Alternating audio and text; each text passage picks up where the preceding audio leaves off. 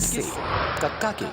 नमस्कार, स्वागत है आपका हमारे खास कार्यक्रम किस्से कक्का के और मैं हूं सचिन सक्सेना। तो चलो शुरू करते हैं किस्से। तो किस्सा, एक गांव में एक कुम्हार रहता था। अब वो वही मटकी बनाता, वो सुबह से शाम तक मटकी बेचता और शाम को क्या करता, वो मटकी बेच के जो पैसे आते थे तो शराब पी लेता था।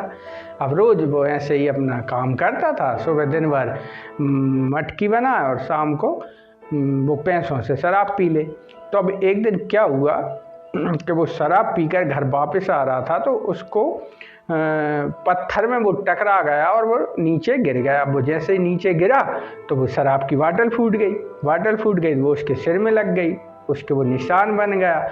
अब भैया वो जाके डॉक्टर के पास गया और उसका इलाज करवा लिया। अब इलाज तो उसने करवा लिया, पट्टी बंधवा ली, लेकिन अब घाव गहरा हो गया था। तो वो उसने डॉक्टर ने कहा ये जो घाव हुआ था कि ये ज़्यादा दिन तक रहेगा, बहुत दिन तक रहेगा, ये भरेगा नहीं, गहरा हो गया घाव, ऐसा कुम्हार से बोल दिया। तो उसने वो पट्टी मट्टी करवा के वापस आ गया। अब क्या होता है कि उस गांव में भुखमरी पड़ गई। अब भैया सब वो गांव छोड़ के जाने लगे। तो कुमार ने सोचा अब अपन भी चलो कहीं और अपन गुजारा करेंगे। तो भैया वो ऐसा सोच के वो भी निकल ली। तो चलते चलते वो एक राज्य में पहुंचा। अब भैया वहाँ सोचने लगा कुछ काम धंधा मिल जाए।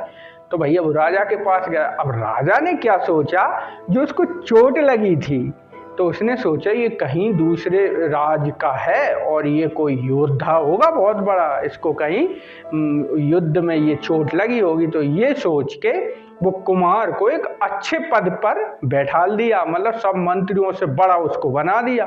अब उसके दिमाग चल रहा था राजा का। राजा ने सोचा कि ये चोट लगी है इसके, मतलब कहीं तलवार मलवार की वो है कि ये तो मतलब युद्ध में तो ये तो बहुत बड़ा आदमी है। ऐसा सोच के वो राजा ने वो कुमार को अच्छी नौकरी दे दी।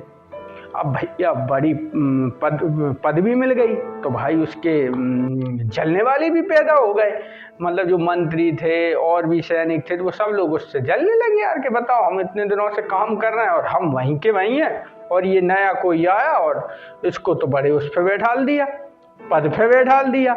ऐसा सोच के वो सब लोग उससे जलने लगे।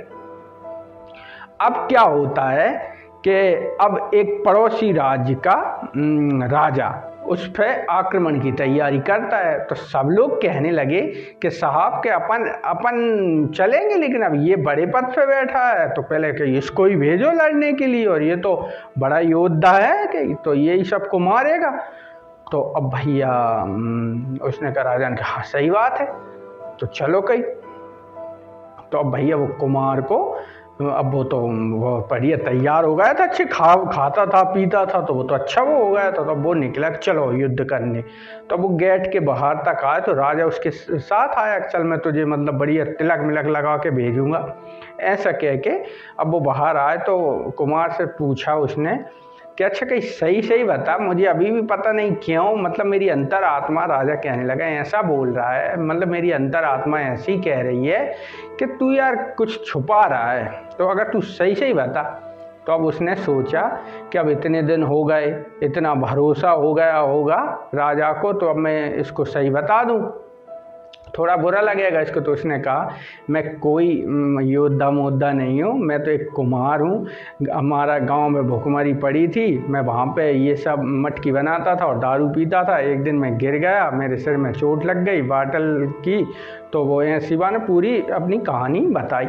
तो अब भैया क्या होता है कि अब राजा को बहुत गुस्सा आया, मतलब उसका विश्वास तो टूट गया, उसने इतना भरोसा किया तो उसको बहुत गुस्सा आया।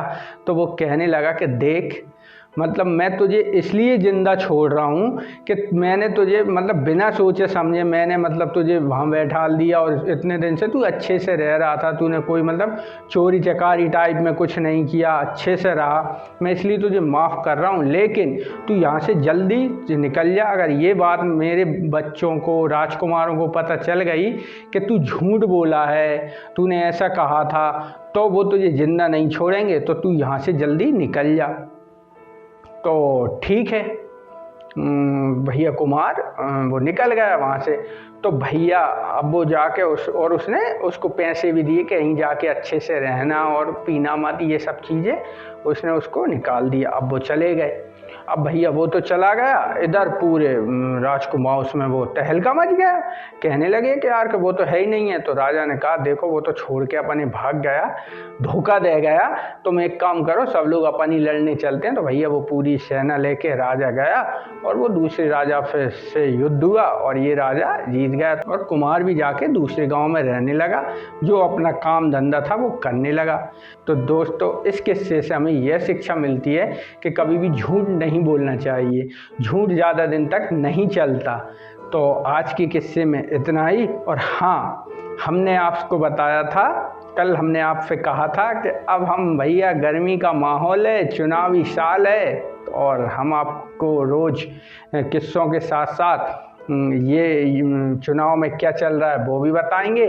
तो कल देखना आपके लिए एक नई स्टोरी लेकर आएंगे मध्य प्रदेश के चुनाव से जुड़ी हुई। हाँ, क्योंकि आजकल शिवराज, जी हाँ मामा, आजकल रोज नए सवाल दाग रहे हैं, कमलनाथ से रोज सवाल पूछ रहे हैं और कमलनाथ भी कहीं ना कहीं कुछ ना कुछ उन सवालों के जवाब के तोड़ निकालने में लगे हुए हैं। तो चुनावी माहौल में ये सब बात हम अपने अगले प्रोग्राम में बताएंगे।